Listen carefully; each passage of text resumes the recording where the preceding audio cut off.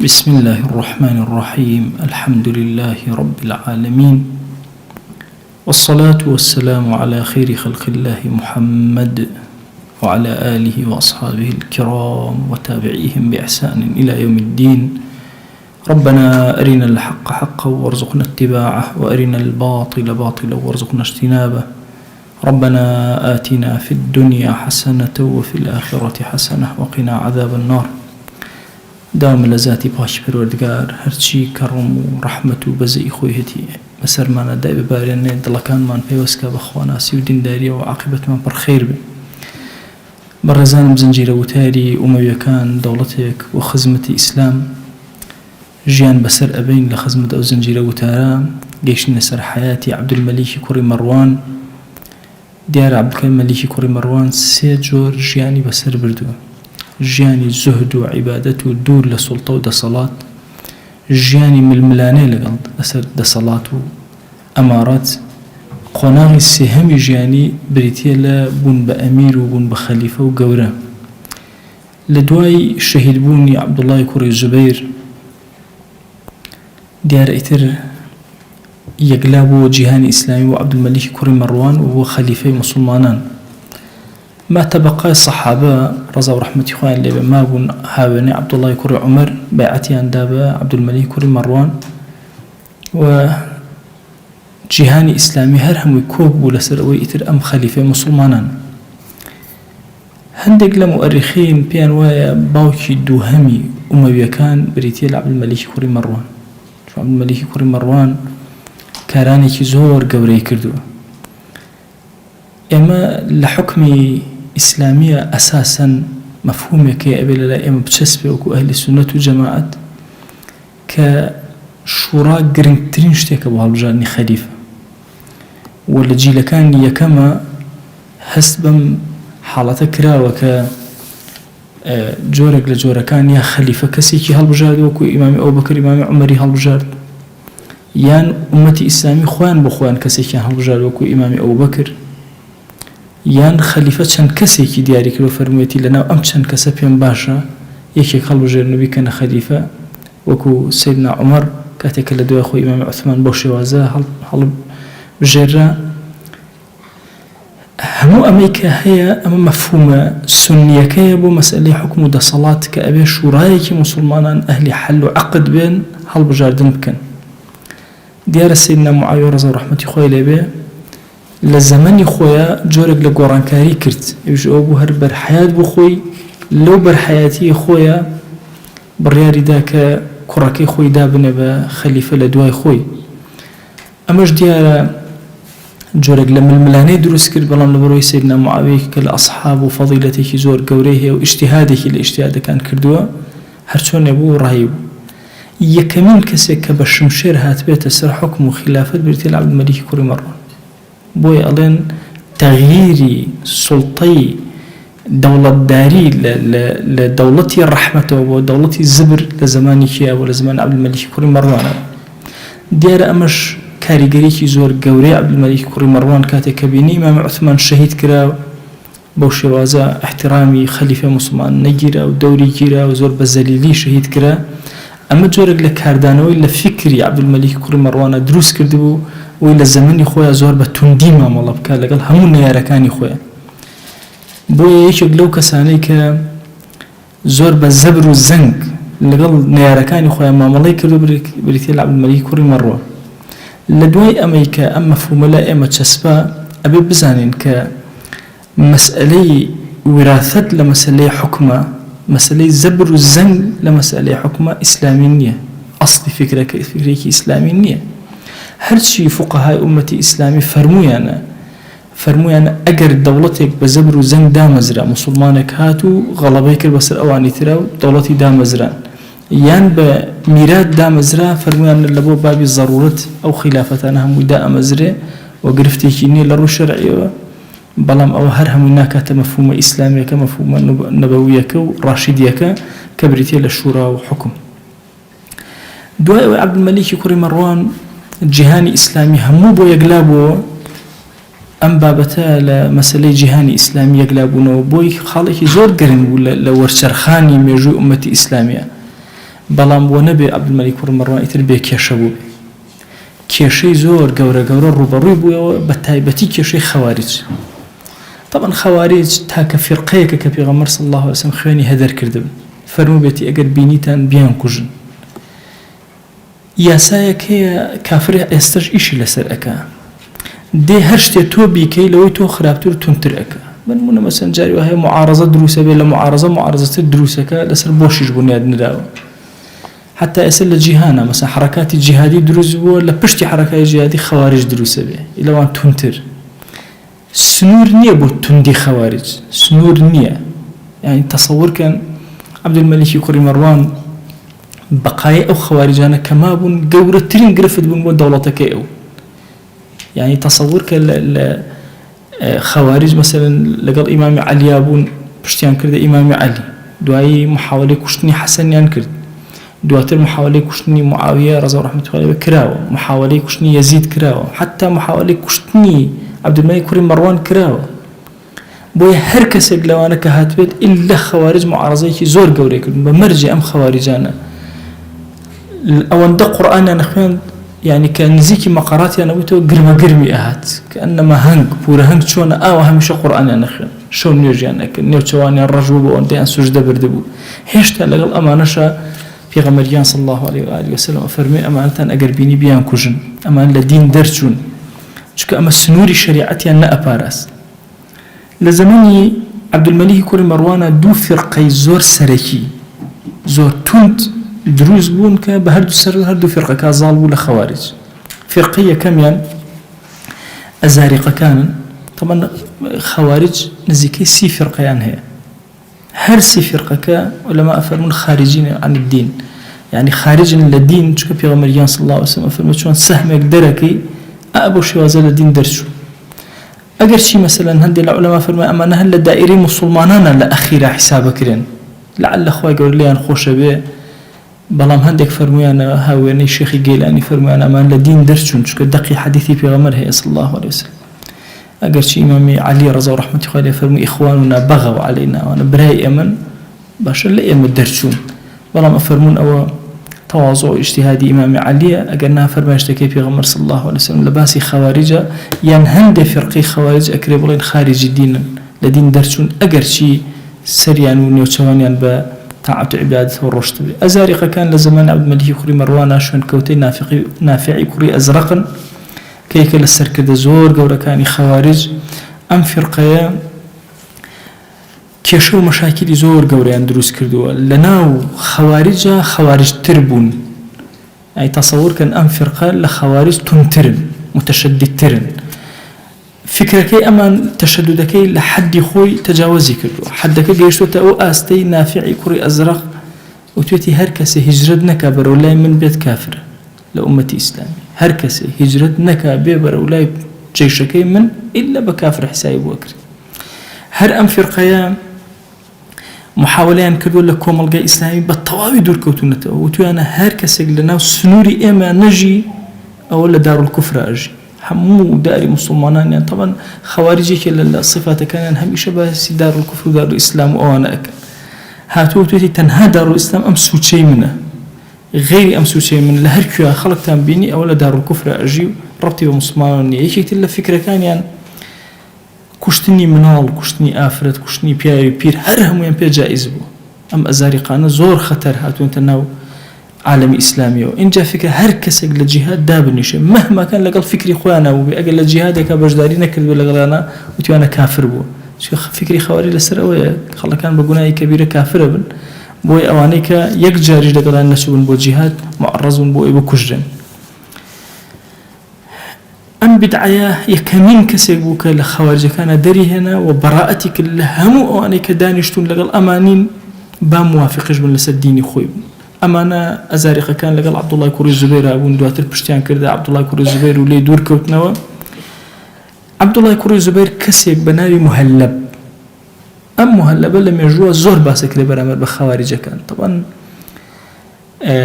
لە زمانی عەبدوڵڵای کوڕی زوبەیرە دوای لە زمانی عەبدولمەلیکی کوڕی مەڕوانە ئەم کەسە یەکێک بوو لەو کەسانەی قەمعی کرد هەتا ساڵی 77 کۆچی بە دوای خەواریجەوە خبري بياكل ولا عقل كدني خوارج ولا ظالمون بسريانا. جاء تصور كان عبد الله كوري زبير داينا لزمني أو 2 صال الرق جنگي كل الخوارج كان حتى وكم مصعب كوري زبير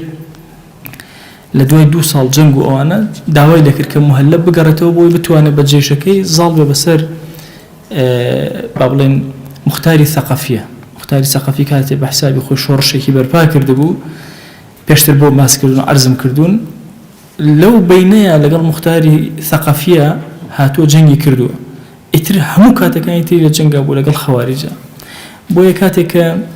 مهلب فترة كراب والي بصرة وجزيرة أذربيجان أرمينيا لزمان مصعب كوري زبيرة دواتر كاتك مهلب مشغول بو بجنگي خوارجا وردود عبد الملك كوري مروان زالبو بسر مصعب كوري زبيرة كزالو بسر مصعبة تواني وردو عراق وانا بقريته بر براكي خوي بشيري كوري مرواني دانا بوالي بصرة بلان بيو الدسكاري مهلبنك مهلب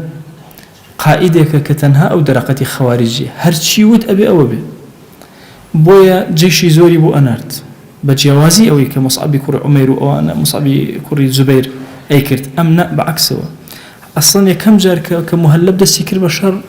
شتيكي وها باري لبردستان نبو تاجر كان وبازرگان كان يكو كرد أو بيوتن كان هموتان ورن بارم بدنه بقرز أتان دمو حتى وكو زالة مصر خوارجات شو خوارج همو رأي كاني بازرگاني انگرتبو أهلي بصرج مشهور ببازرگاني بوي قرز يندا دوي قرز كاني هم بو جرانو بوي فرموي ببراكي ببشري كوري مروان كأوكاتا كردي بوالي عراق وتي بهيش وازك دسكاري مهلبناكي لشوين خوي هليتو امدادي اكي هيزي اديتي بوي جيشي زور قوريان بو انارت وتمكيني كي زور قوريان دا بو ازالو بسر خوارج كان حجاج كوري يوسفي ثقافي كاتك بو بوالي عراق يكيق لو وسطان عبد الملك كوري مروان ويكا دسكاري مهلبنك دسكاري كاري اونك او هرشي ود با او هابه بابتي خوارج خطرترين بابت بو لزمان عبد الملك كوري مروان بوي حجاج چناميكي زور انيري محاولة اكا مثلا هندي جنگ هالگيرسيني هندي محاولاتك همو جار زور بتندي مهلب جوابي اداته الله من خم ازانب شي اكا حتى لهندي جار كانك وستاو جنگناك هول ادا بزور بكويتو جنگ لغا الخوارج الله نخير من جنگناكم لغا الخوارج سير اكم هتاكو تفرقيان تبك طبعا مهلب خبريكي زور قوري بياكلو حتى اساش خوارج ويا اقل دروز به اقل لين قري لبينيك اختلاف يا مودس او كافرك او يتر كافرك لبين هبنا 1000 بارج طبعا اقل دجمني كان هم ينبيكو كو ابنو مهلب زور عقلانه معاملي لقل ام بابتا اكرت بوي افرمي جورق لفنوني زور تايبتي بكارينا يكي كبولنا خوارج كان تيري بو خوارج كان دروس كردو سري تيركي جهراوي اكرد بو يكاتي خوارج كان هيرشيان اكر في رقي بچوك بون بلام يكسر بس بركان نظالبون بو او تيرانا مهلب زور بيري كردو كتشي بكات چون بكات اختلاف لبين خوارج دروس كرد هات پاريكي زوري هنا 1000 درهمي نارد ناميكش لقلا نوسي بو او تير هاوجه وتي تيركانت قشتنا دسم او 1000 دينار بهديه بو نارد اما هر خوي نارد كاتك ناردي لبين خوارج كان امشت كشف بو يكسر كسكان قد اختلاف لبين خوارج كان وتي من نبوم اقام لين اختلاف لبين انا بون بو 2 فرقه راستوخو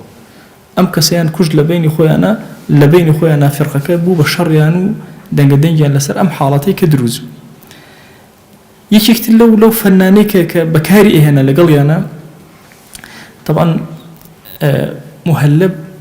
نزيكي 20 صال جنگي لقل خوارجك 20 صال يعني تصورك 20 صال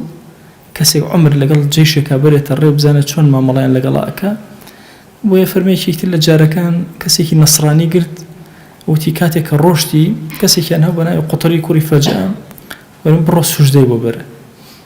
الله كسي نصراني كسشو لبيش شاوي جماعتك سجدي برد اختلافك زور قورة دروز يكسر بونا 2 فرقة كانوا تيان ديار دواء إلهيتك بوي أم كسي هنا ولا بردم إما سجدي بوبا هرشي هاواري كرفائدة نبونا 2 فرقة زور قورة زور كارلم كارانك أفرمي يك من جرق لسر أويك قطري ابن عبد رب أو دوانيان عبد ربه أفرمي أم دوانا بيانود عبد ربه الكبرى سروشي كي دوميان أم 2 فرقة لنا خوارجة بلامار يكتري عند هرشي لو كاتيك جنجان أكرت حجاجی کوڕی سەقەفی زۆر هەوڵی دا کە لەو کاتە مهەلەب هێرشکە وتی بە هیچ شێوازە هێرش ناکەمە سەریان، چونکە من ئەو کەسەی کە ئەبینێ زۆر شارەزاترە لەو کەسەی کە لە دوورەوە ئەبی سەیرەکە، من خۆم بۆ خۆم لەناو واقعەکەم. ئێستا ئەمانە مانوو ئەبن لەگەڵێکتە دوای من جەنگیان لەگەڵەکەم. فعلنیش وها بوو دوای ئەوە کە کردنی بە دوو بەشەوە، دوو بەشەکە زۆر جەنگیان لەگەڵ یەکترا کرد، دواتر هێرشێکی زۆر گەورەی کردە سەریان. ئەم هێرشە گەورە لە ساڵی 75 هیجریە توانی زاڵ بێ بەسەر فرقەیەکیانە بە ناوی عەبدوڕەبیه الکوبرا. طبعا عەبدوڕەبیه الکوبرا توانی ئەم بە ئازایانە زاڵ بێ بەسەریە و تەمکین کا بەسەریە، خوتەتە مهمەکانی هەمووی جێگەی خۆیانیان گرت و توانی اختلافێکی زۆر گەورە لە بینیان دروستکە، ئەوان لە بینی خۆیان جێکەن ئەمیش زاڵ بێ بەسەریانە. بۆیە لە ساڵی 65 هەتا 78 ئەم نێوانە نزیکەی 13 ساڵ بەردەوام لەگەڵ ئەو عەبدوڕەبە شەڕ بووە، جەنگ کراوە، لەوێ توانی زەفەریان پێ بێنێ و عەبدوڕەبیه الکوبرا لەوێ بکوژێ لەژێ دەستی ئەوان. قوتریش طبعا کەم حاڵەتە ڕوویدا توانای بەرگەکردنی نەما، قوتری کوڕی فەجاع بەشی دووەمی خەواریجەکان ڕای کرد بەرەو تەبرستان. لە ساڵی 77 زاڵ بوون بەسەر ئەویشە. زۆرێک لە ڕایەکان ئەوهایە کە لە ئاوەکە لە ئاوەکانە خنکە. ئەم فرقەیە فرقەی ئەزاریقە لە ناو خەواریجەکانە ئاختەر فرقە و مشکلەترین فرقە بوون بەسەر سەری عەبدولمەلیک کوڕی مەڕوانەوە. بە کوشتنی ئەم دوانە فتنەکە کۆتایی پێ هات. حتا هەندێک ڕیوایەت ئەڵێن لە هەموو خەواریجەکانە 20 کەسێک دەرچوو، ئەگەنا هەر هەمووی زاڵ بوون بەسەریانە بە کامیلی. ئەمە فتنەیەکی زۆر گەورە بوو. تەسەووڕ کە 13 ساڵ لە حکمی عەبدولمەلیکی کوڕی مەڕوان ئەمانە شەڕیان کرد، جەنگیان کرد و توانی وردە هەرچۆنێ بێ زاڵ بێ بەسەریانە و کۆتاییان پێ بێنێ. فرقەی دووەمی خەواریج پیان ئەوترا سوفریە. سوفریەکان زۆر قسە هەیە بۆ پیان وتراوە سوفریە. هەندێک ئەڵێن ئەمەندەیان عیبادەت دەکرد و بە ڕۆژوو بوون، ڕەنگیان زەرد بوو، ئەوەندە بە ڕۆژوو بوو. تەمەن عیبادەتی خەواریج بێ ئەندازە، ڕۆژوویان بێ ئەندازە، شەو نوێژیان، قورئان خوێندنیان، ذیکریان، ئەوڕادیان، کە ئەنەما ئەمانە کۆمەڵی ئەولیای خوان، بەڵام دین لە قوڕیان نەچووتە خوارەوە، تەنها کەلیماتێکە ئێڵێن. ئەفەرمێ ئەمانەش قیادەکەیان بریتی بوو لە شەبیبی کوڕی یەزید و خێزانێکی بە ناوی غەزالە. طبعا شەبیب یەکەم جار لە خەواریج نەبوو، ئەم ژنەی هێنا دواتر ئەم ژنەوە توانی کە شەبیب بکاتە خەواریج. ئەم فرقەیە یەکەم جار بە 120 کەس دەستیان پێ کرد، لە شیمالی بەسڕەوە دەستیان پێ کرد، لە شیمالی مووسڵەوە وردە توانیان جەنگێکی زۆر گەورە بکەن. حتا غەزالە سوێنی خوارد ئەبێ بچێ دوورکات نوێژ بکات لە مزگەوتی کوفە کە قووەتی دەسەڵاتی ئەو کاتە باڵێن ئومەویەکان بوو، وتی ئەبێ لە ڕکاتی یەکەمە هەموو سوورەتی بەقەرە بخوێن، لە دووەمە ئالی عیمران. جەنگێکی زۆر عەجایبیان کرد، حتا وەکو ئەم قسەی خۆی هێنایەتی، حتا وەکو چوونە ناو مزگەوتی کوفە بە 150 کەسەوە تەسەووڕ کە توانیان کوفە کۆنتڕۆڵکەن، بچن ناو کوفە، ئەو ژنە نوێژەکەی خۆی کرد و گەڕانە دووە، بەڵام نایانتوانی تەمکینی تەواوی ئەوێ بکەن. یەکێک لە کێشە زۆر سەرەکیەکان ئەم سوفریانە بوون کە محاولەی اختیالی عەبدولمەلیک کوڕی مەڕوانەکە، بەڵام عەبدولمەلیک کوڕی مەڕوان زۆر عاقڵانە کۆمەڵە جەواسیسی تیا دروست کردبوون. وای ئەو کاتێک کە بڕیاریاندا اختیالی کەن لە کاتی حەجە، پێش ئەوەی بگاتە حەج ئەو هەواڵەکەی ئەزانی، خۆی بۆ حازر کردبوو، بۆیە نەیانتوانی لە مەوسیمی حەجە هیچ زەفەرێکی پێ بێنن، بەڵکو ئەوانەی کە هاتبوون هەموویان گیران و کوژران. و زۆر محاولاتی تر ئەمانە کردیان بۆ لە ناوبردنی عەبدولمەلیک کوڕی مەڕوان، بەڵام عەبدولمەلیکی کوڕی مەڕوان بە وردی زۆر مامەڵەی لەگەڵ ئەمانە ئەکرد. طبعا کۆمەڵە شاعری زۆر سەیریان هەبوو خەواریجەکان، یعنی ئەو شاعرانە کە ئەخوێنیتەوە لە مستەوایەکی زۆر بەرزی ئەدەبیاتی گەورە و هەستەکەی توراسێکی زۆر گەورەیان بەجێهێشتووە، بەڵام خوای گەورە تەمکینی نەداون لەسەر زەویەکە بمێنەوە، تەمکینیشیان نادا پێی فەرمایشتەکانی پێغەمبەریان صلی الله علیه و سلم. کەسێکیانەیە بە ناوی عوتبانی حەڕوڕی، ئەڵە جارێک هاتە لای عەبدولمەلیکی کوڕی مەڕوان، عەبدولمەلیک کوڕی مەڕوان وتی بیستومە تۆ ئەم شیعرە دووتووە: فإن يك منكم مروان وابنه، ئەگەر مەڕوانی کوڕی حەکەمتان ئێوە هەیە و کوڕەکەیتان هەیە کە عەبدولمەلیکە، عەمرتان هەیە، هاشمتان هەیە، حەبیبتان هەیە، ئەگەر ئەمانەتان هەیە، فإن يك منكم مروان وابنه وعمر ومنكم هاشم وحبيب فمنا حصين والبطين وقعنب ومنا أمير المؤمنين شبيب. لشعرك أو الله أجر إيه ومروان تانه وعبد الملك تانه وعمر تانه وهاشم وحب تانه إيه مش حصين من هي إيه بطين من هي إيه قعنب من مو قائد جورا ومنا أمير المؤمنين الشبيب أمير إيمان دارانش من هيك الشبيب شبيب صفر كان طبعا ليرة عبد الملك مرة بيه وتي تو أم قصيات كردوه وتي قربان أو الشعر أو ناخنت تيشون وتي من وامنوت ومنا أمير المؤمنين الشبيب نك أمير إيمان داران شبيب مبتدا خبر به الوية كم محذوفة يعني يا أمير المؤمنين أي أمير إيمان داران عبد الكريم إما عبد الملك إما شبيب إشمان هي على أو ندقص كيف يخرج على الملك وتي أما آزاد كان قينك جاء جارب اللفقيتي أما كلبا نكتة ما نحو لمردن رزقارتك أو يكلوا بابتانا يعني أمير المؤمنين أمير المؤمنين تنهابا فتح يخوي رزقارك شو كان لي كم يعني عبد الملك بأمير إيمان داران ما زال الشيء بأمير أزان أجاب مرفوعي بإخوانته بس لدوما كب نصب إخوانته عبد الملك أكات أمير إيمان داران الله يم الشبيب من هي أمير إيمان داران ويا الله أوندأ كلمة بيخرجوا عفوا يكردوا لي خرج تصور كان فتنة خوارج بولا جهان إسلامية نيتواني بيدا كته طبعا أنا خو لروي هذا وبهسترين بون طبعا أو جنگي كخوارج كردويتي هيج كسيني لجهان أو جنگي بيبكر نبو ناجبه يعني تصور كأجر يك خارجي هبوا لشوينك بأندازي جيشي جوربة طاقة جنگيك هيج قرانوي نبو بوشي مثلا لجهان إسلامي أم فكرة إنما هوكاركي چی بون خو أبوها زور تمكيني كي بقوتي ببوال تصور كان مثلا الشيعة بو بطالي خوي تمكيني حضارتي كي بخوي كردو ميرجوي كي دانو تا اسرش بردوام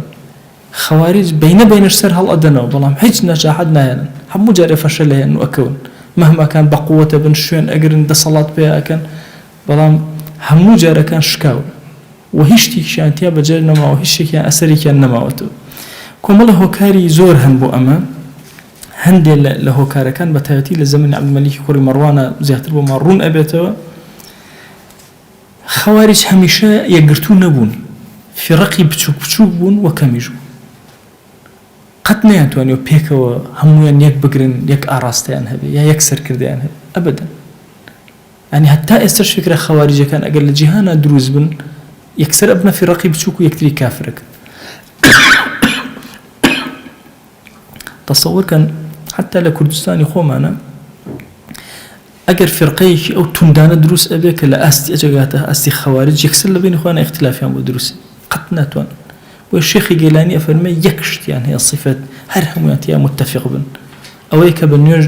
غير اخواننا كان هيج فرقيه نيوج بدو فرقيه يكترو هناك الخوارج بدو هيج كسي يكترو بو هميشه عدد يان كم بو وهميشه مختلف بون ومتفرق بون يك مذهب نبون أو خالية كم دو لزمن عبد الملك كوري مروان زور إسفادي لو كردوك أوانيك حب آل بيت وردود التشيع سري درهنا أو دوان دجي يكتر بون لو كاتا وعبد الملك كوري مروان بدسج يكرنا دجي يكتر حولي أداء دوان بكتابيك وأمان إسراحتك ولا هلا يكان بروشتا أم سودي ورق أو شوكار يكتر بك فشلي بهنا يكي كتر له هوكار السريك كان كجيان لكومالغايا نابتو كرده والتخريب يكان تصور كان مالي خلشان أبر خويني خلشان بحلال أزاني حتى يعني مسألة ناموسي خلق كردن بجاري خلق عندك صفاتي خوارج زور خطرناك ما ملايان كردوه داويانا بسر شوينيكا هيشتيكا مسر هيشتيكا ونهي الله هم تختو بختيان دريانا بوي أم أعمال التخريبيانا كخوارج كردتي هوكار يكتر بويك بقايا النبي نلا جهان إسلامية أو بقايا نمينته نلا إستان نلا بيشوا بوي بهيش وازن يانتوان ابن خواني أو حضارته يان بتوان خوان دروس كان يا عندهن هبه أمريكا أرزم كردن تائرة ظالبوني عبد الملك كوري مروان بس فرقي خوارج لصالي حفتا وحوتا كوتا فرقي خوارج لزمان عبد الملك كوري مروان كوتا إبد بلان بما فتنة كان زمان عبد الملك طوانابن لقال الله عبد الملك زور حازمة زور جازمة وزور تنظيمي كي زور قوري لجهان إسلامية هي خاوني دعاياتي كي زور قوري لجهان إسلامي بلام هيشتا الثورة كان ما وبتابتي ثورة عبد الرحمن كوري أشعث كلو تركان يترى إن شاء الله لدرسي دهات وبأسيك ئەمن دێک کە عەرزم کردن بەشێکە لەو زەمەنەی کە عەبدولمەلیک کوڕی مەڕوان صاحبی دەوڵەتداریە صاحبی خلافەتە کەس نەماوە لە بەرامبەریان وەکو خەلیفە بوەستێتەوە ئەمە خۆی بۆ خۆی هەنگاوێکی زۆر گەورە بۆ جیهانی ئیسلامی ئەگەرچی زوڵم و زۆرێکی تیا بوو بەڵام توانی جیهانی ئیسلامی یەک خاتەوە و دژمنەکانی خۆی دیاریکە یەکەم دژمن کە بۆ خۆی دانا خەواریج بوو ئەوەی کە لە زەمەنی ئیمامی عەلیە لە زەمەنی ئیمامی معاویە لە زەمەنی یەزیدە و عەبدوڵڵای کوڕی زوبەیر و هەر هەموویانە نەیانتوانی زاڵ بن بەسەریانە کۆتاییان پێ هەر لە زەمەنی عەبدولمەلیک کوڕی مەڕوانەوە بە تەواوی زاڵ بوو بەسەریانە بۆیە یەکێک لەو فێرقانەی کە بە تەواوی کوژاوەتەوە فرقەی خەواریجە کە لە زمانی ئەوە کوژاوەتەوە ئەوش دیارە بە جوهد و جیهادێکی زۆر گەورەی ئیمانداران کە توانیوانە زاڵ بن بەسەر ئەو فێرقە دەرچووە لە دینە ئەو فێرقەی کە بە ناوی دینەوە ئەویست محاولە بکات دینداران یاخواناسان لە دائیرەیەکی بچووکی عەقڵی خۆیانە جێگە بکەنەوە کە عالەمی ئیسلامی ئەم فکرەی قبول نەکرد و توانی زاڵ بێ بەسەریانە بەرەنگاریان بکەن داوامە لە ذاتی پاکی پەروەردگار خوایەگیان ڕەحمەت و بەزەی خۆت بەسەرمانە ببارێنە دەرگاکانی خێر بەسەرمانە بکەرەوە یا ئەکرەم الئەکرەمین یا ڕەبی خوایە هەر گوناهێک کردومانە بە ئاشکرا عەفومان کە هەر گوناهێک کردومانە بە پەنهان عەفومان کە هەر گوناهێک نەمانزانی کردمان عەفومان کە گوناهانێ زانیمان و زیادە ڕەویمان کرد لە حەقی تۆیە یا ڕەبی خوایە لێمان خۆش بە یا ئەکرەم الئەکرەمین یا ڕەبی خوایە داوت لێ ئەکەین بە ناوی جوانت وە صیفەتی بەرزە بە ئیسمی عەظەمت دەرگاکانی خێر بەسەر ئەم ئومەتا بکەرەوە یا ڕەب العالەمین بەخوا پەروەردگارە جیهانی ئیسلامی لە نرکە و ناڵەیەکی زۆر زەحمەتیاین خوایە زۆر بێکەسین زۆر بێنازین یا ئیلاهی هانە بۆ لای تۆ ئەهێنین نەسرت بە ئەهلی غەزە بدە یا ڕەب العالەمین خوایە سەری یەهود و نەسارا شۆڕکە سەری مەجوس شۆڕکە ئیلاهی داوت لێ ئەکەین بە ناوی جوانت بە صیفەتی بەرزە بە ئیسمی عەظەمت دەرگاکانی خێر بەسەر ئەم ئومەتەی پێغەمبەرا بکەرەوە صلی الله علیه وسلم ئەم بێنازیە یا ڕەبی خوای ڕزگارمان کەلەی ئەم مەظلومیەتە یا ئیلاهی ڕزگارمان کەلەی ئیلاهی ئەگەرچی ئێمە کەڵکی حوزوری تۆمان نەبێ کەڵکی ئەومان نەبێ هەستینەوە خوایە تۆ خۆت کەڵکدارمان کە تۆ خۆت بەهێزمان کە تۆ خۆت دڵمان یەکخە تۆ خۆت یا ئیلاهی بمان خەرە سەر ڕێچکە و ڕێبازێک کە بتوانین خزمەتێکی گەورەی پەیامەکەی تۆ بکەین یا ئەکرەم الئەکرەمین یا ئیلاهی لێت ئەپارێنەوە لێت ئەناڵێنەوە بە ڕەحمەتی خۆت و بەزەی خۆت و کەڕەمی خۆت ئیلاهی ئیمانمان سەلامەت کە یا ڕەب العالەمین لە فتنەکانی ئەم زەمانە بمان پارێزە یا ئەکرەم الئەکرەمین یا ڕەبی خوایە داوت لێ ئەکەین بە ناوی جوانت بە صیفەتی بەرزە بە ئیسمی عەظەمت لە گوناهی دایک و باوکمان ببوورە لە گوناهی براو خوشەکانمان ببوورە لە گوناهی خزم و کەس و کارمان ببوورە یا ڕەب العالەمین یا ڕەبی خوایە داوت لێ ئەکەین بە گەورەی خۆت و بە ڕەحمەتی خۆت لە گوناهی هاوسەر و خێزان و مناڵ و وەچەمان تا ڕۆژی قیامەت ببوورە لە گوناهی مامۆسا و قوتایمان ببوورە لە گوناهی دراوسەکانمان ببوورە لە گوناهی خۆشەویستان و هاوڵانمان ببوورە یا ئیلاهی لە گوناهی ئومەتی پێغەمبەر صلی الله علیه وسلم ببوورە ئیلاهی داوت لێ ئەکەین بە ڕەحمەتی خۆت و بەزەی خۆت لێ خۆشبوونی خۆت بەسەرمانە ببارێنە یا ئەکرەم الئەکرەمین خوای گرفتەکانمان چارەسەرکە ئەومان بحاڵ و ماڵە ماڵداریکە ئەومان بێ مناڵە مناڵی پێ عەتاکە ئەومان بە مناڵە مناڵەکانی ساڵحکە ئەومان کێشەیەکی هەیە خوای کێشەکەی بۆ چارەسەرکە ئەومان نەخۆشە شیفای بۆ بنێرە ئەومان کەم ڕزقی حەڵاڵی زیادکە یا ڕەب العالەمین یا ڕەبی خوایە کۆمەڵە نەخۆش هەنایان بۆ هێناوین کە دوعای خێریان بۆ بکەین خوای بۆ خاتی گەوری خۆش شیفای هەمویان بدە یا ئەکرەم الئەکرەمین خوای شیفایان بدە یا ڕەب العالەمین یا ڕەبی خوایە داوت لێ ئەکەین بە ڕەحمەت و بەزەی خۆت سڵاوی ئەم مەجلیسە ئێمە بگەینە پێغەمبەر صلی الله علیه وسلم یەک ناومان لە خزمەتیا بێنە یا ئەکرەم الئەکرەمین یا ئیلاهی اشتیاقی دڵی ئێمە پێ بگەینە یا ئەکرەم الئەکرەمین خوای گیان لێت ئەپارێنەوە لێت ئەلاڵێنەوە بە گەورەی خۆت و ڕەحمەتی خۆت هەمومان لە بەهەشتەکەی خۆتە کۆکەرەوە یا ڕەب العالەمین خوای داوات لێ ئەکەین بە کەڕەمی خۆت لە فتنە و فەسادێکی گەورەی ئەم زەمانە خوای بمان پارێزە خوای فتنە مەخەرە ناو دینمانەوە خوای فتنە مەخەرە ناو دینمانەوە یا ڕەبی خوای فتنە مەخەرە ناو دینمانەوە خوای شیفایەکی زۆر گەورەمان بۆ بنێرە لە نەخۆشی مادی و معنەوی ڕزگارمان کە لە گوناهەکان ڕزگارمان کە یا ئیلاهی داوات لێ ئەکەین دڵێکی ساغمان بدەرێ نیەتێکی جوانمان بدەرێ ئیلاهی داوات لێ ئەکەین وقوفمان لە بەردەمی تۆیە بکەرە باشترین وقوف یا ڕەب العالەمین خوای سوجدەکانمان بکەرە جوانترین سوجدە لە حوزوری تۆیە ڕوکوعەکانمان لێ قبوڵ کە ذیکر و ئەورادمان لێ قبوڵ کە ئیلاهی هانا بۆ لای تۆ ئەهێنین دوعاکانمان وەرگرە خوای دوعاکانمان وەرگرە خوای دوعاکانمان وەرگرە خوای دڵمان ئارام کە، ماڵمان ئارام کە، ژیانمان ئارام کە، مردنمان ئارام کە، گۆڕمان ئارام کە، زیندووبوونەوەمان ئارام کە. یا ئیلاهی ئارامی بەسەرمانە ببارێنە، سەلامی خۆت بەسەرمانە ببارێنە، بەڕەکاتی خۆت بەسەری خۆت، خوایە بە ڕەحمەتی خۆت و کەڕەمی خۆت